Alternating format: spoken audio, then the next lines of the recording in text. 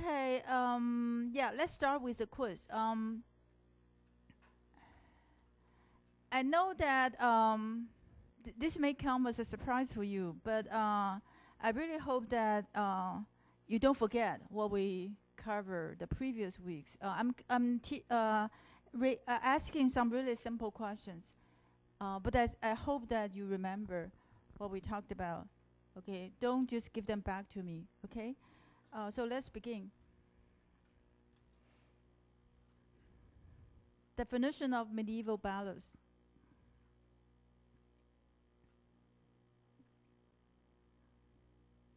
Okay, let's check.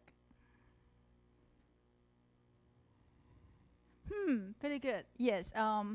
It has very simple plot line, but with a lot of omission, and usually you get to analyze more or think more through the gaps, through the omissions. Okay.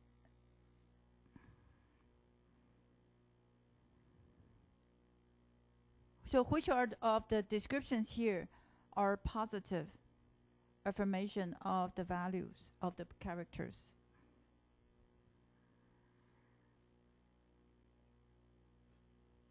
So you're done?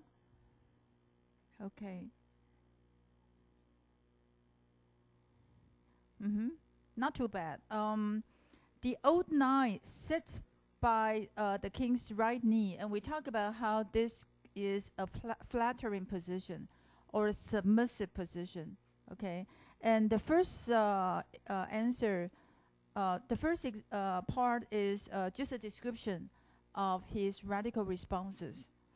How Sir Patrick Span laughs at first and cries, and the laughter in this poem as well as in Barbara Allen, we cannot really totally understand.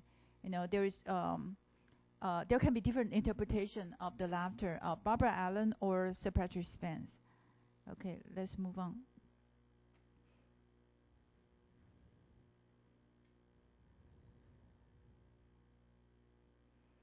There are three versions. The first one presents Barbara Allen as a cruel woman. The second one, she dies for love, or there is a misunderstanding. The third one, she is stopped by her parents first from seeing the young guy. And when she sees him, he's about to die. And this is what he says.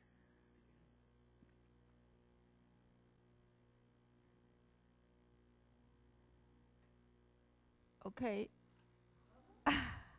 Wait, no, yeah, it should be number one. Yeah, I don't know what happened. Let me. It should be number one. Basically, the lines here shows that she's cold. In front of one person's deathbed, she says that I'm not going to speak to you anymore, and nor will the other young man speak to you. Okay, and you will never be better for me. And although you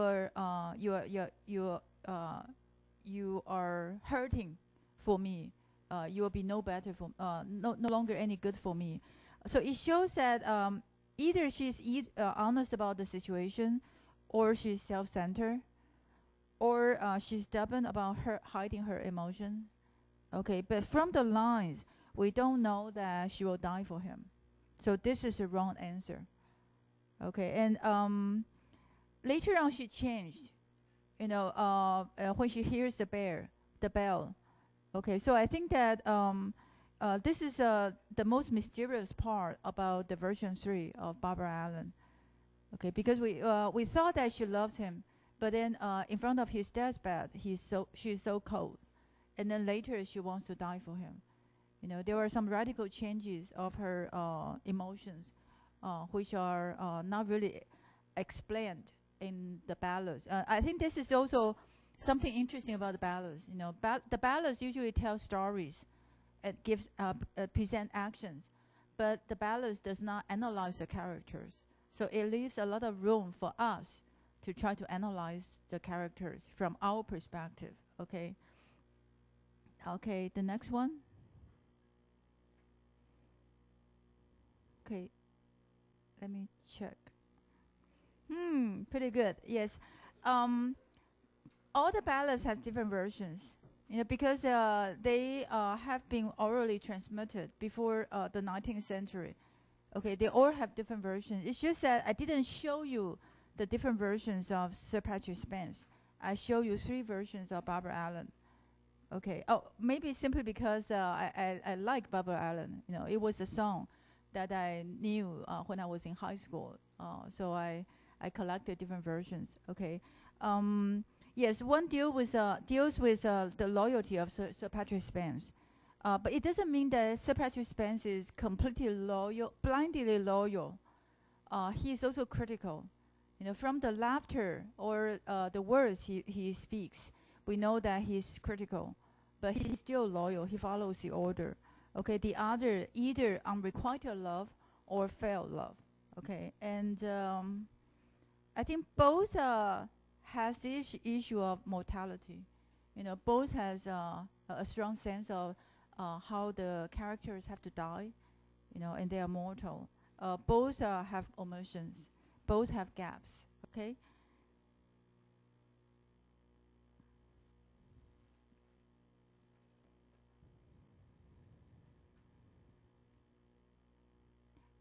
Also, it shows how in England, the direction of the wind is different from ours. So western wind is for them the spring rain. Okay, the rain that they have in spring. Okay, are you done? Pretty good. Okay. So it shows that a lot of you did. Okay. Yeah, my bad. Because in that poem, the speaker expresses 2 desires: one for comfort, one for spring, the small rain, meaning spring, and the other is to have his lover with him, and to be in bed. Okay. In other words, the sexual desire, or the desire for sex and love. Okay. Okay, for teach and learn activity, we are preparing different resources for you. But this is a bit like last semester when you were given a lot of materials, but you need to choose yourself, which to use. For instance, here, I'm sorry, the resolution here is not quite right. Here, we are putting more and more links for you to follow. Also, at Insight, I'm preparing the videos for you. Like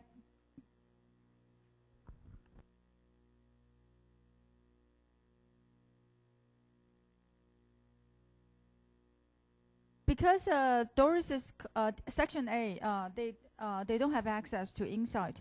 So I'm also making some of the Insight materials linkable by another page. The page is links 后面加下面一横加 O. Links O, link dash O, and then HTM. So this will be a page with some references that you can check only. That's offered only for the class, and later we'll delete them because they are not supposed to be publicized. Okay, there is copyright issue here. Okay, next week, today we'll be introducing Shakespeare in Love to help you maybe understand how Shakespeare can be reinterpreted.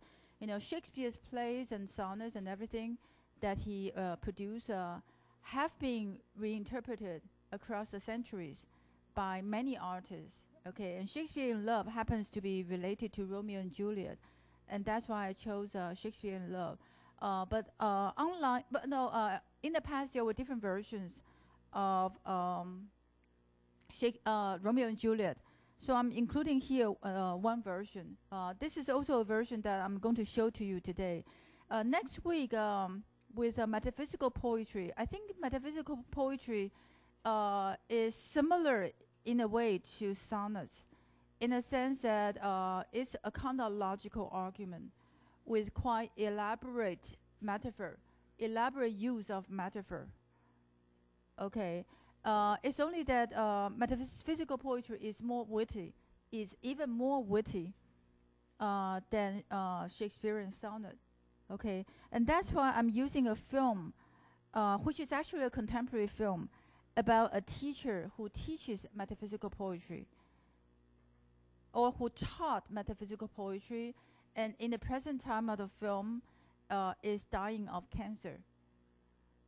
Okay, and then in the present time she receives treatment of cancer, and then he reflects back over the ways she learns and teaches metaphysical poetry. And the poem she uses is "Death Be Not Proud."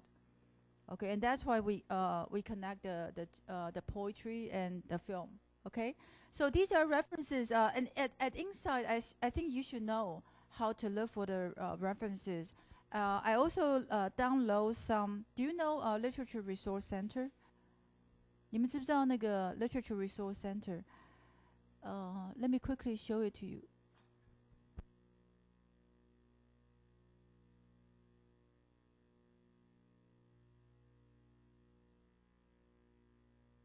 By now, I believe you know like Spark Notes. You know, online there are a lot of resources like Spark Notes and other websites. In our schools library, let me see.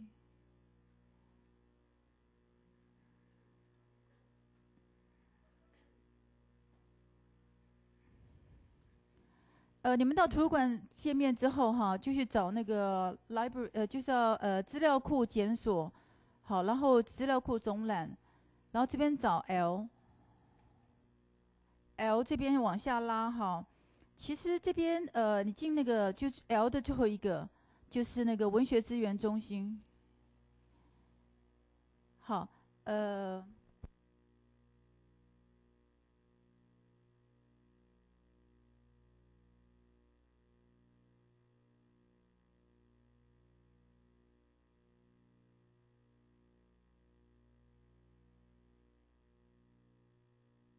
你用那个 LDAP 就可以进去。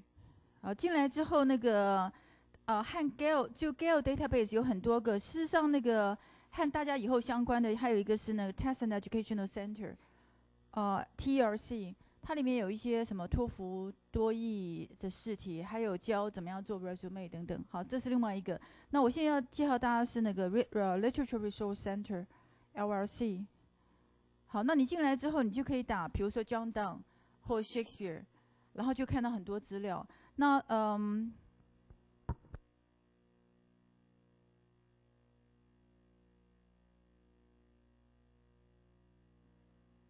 就当然这边的资料那个对大家来说有一些，因为它有些是 critical papers 可能会太难。那像我有一些会帮忙大家收集的哈，是从那个 Topics and Work Review 这边来收集。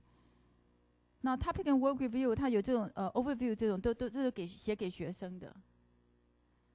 其他有很多 critical papers， 可是那个 Topic and 就叫 Topic and Work Overviews 是写给学生的。所以像 overview 像 overview 的 Flea， 它就会一个 stanza 一个 stanza 的分析。这个没有，可是它基本上语言就比较简单，然后文章比较短，是写给学生的。好 ，so this is the kind of resources you can also use, and sometimes I download some of them and upload them at Insight for your reference. Okay. Okay. Let's move on to sonnets.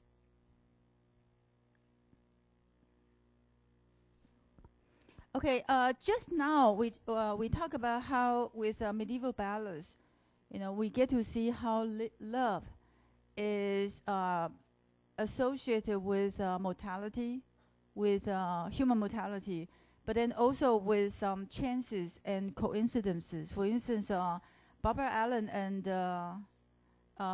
Williams, they love each other, but there is some misunderstanding at the tavern. That's in version 2.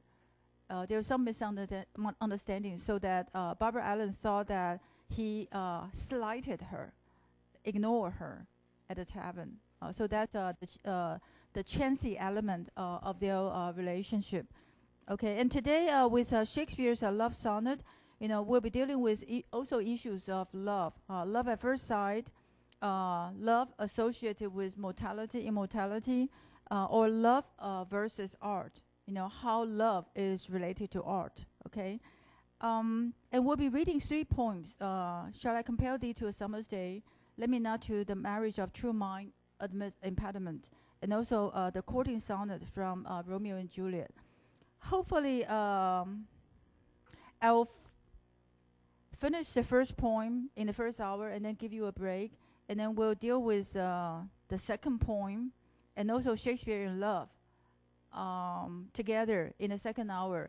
And then I'll quickly explain the courting sonnet, and then I'll give you some time to think of some interesting,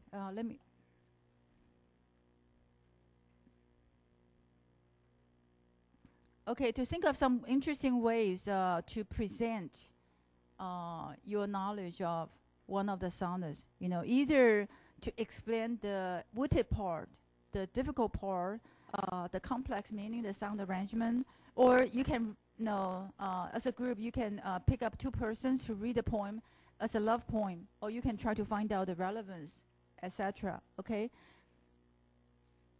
Okay, so that's something to look forward to. Let me quickly explain the definition of sonnet first, and then I'll play you a song which is made out of Shall I Compare Thee to a Summer's Day. Basically, what is interesting about sonnet, 14行诗, usually we think of it as love poem, a love poem.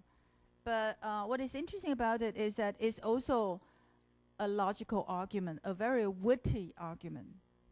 Okay, and that's what's fun.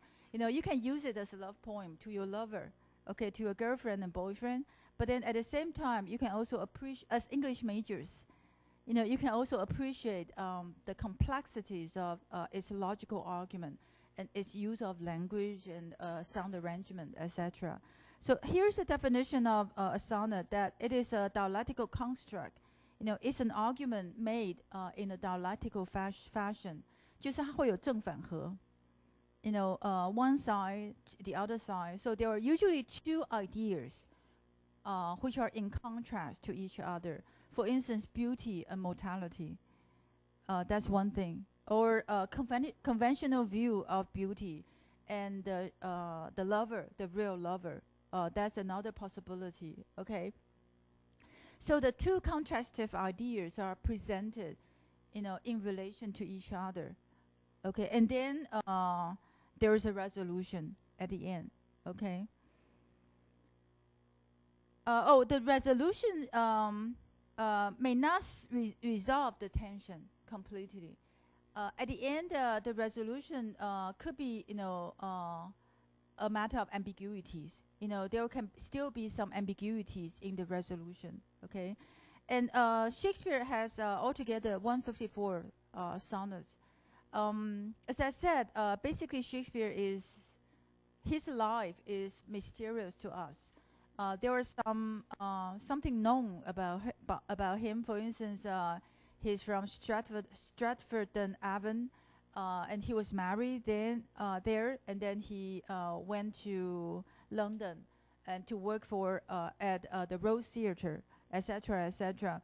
But so far, the authorship of his works, has been debated on. In other words, a lot of people would say that some of the plays attributed to Shakespeare or some of the sonnets attributed to Shakespeare were written by somebody else.